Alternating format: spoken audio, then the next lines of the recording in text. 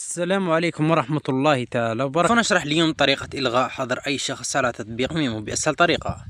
لكن قبل ما نبدأ في الشرح أرجو اشتراك في القناة وتفعيل الجرس ليصلك كل جديد، ودعم الفيديو بلايك تحفيز زنارة مزيد، ونبدأ على بركة الله.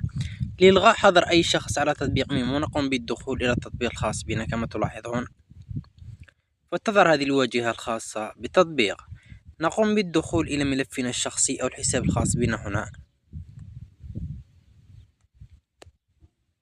ثم تظهر هذه الواجهة نقوم بالصعود، فنجد خيار الإعدادات، نقوم بالدخول إليها، فتظهر مجموعة من الخيارات. من بين هذه الخيارات يظهر خيار قائمة الحظر أو الأشخاص الذين قمنا بحظرهم، نقوم بالضغط عليه، ثم يظهر جميع الأشخاص الذين قمنا بحظرهم. مثال أنا قمت بحظر هذا الشخص، أريد إلغاء حظره، نقوم بالضغط عليه فقط، ثم نقوم بالضغط على 3 نقاط أعلى هكذا، ثم نقوم بالضغط على خيار رفع الحظر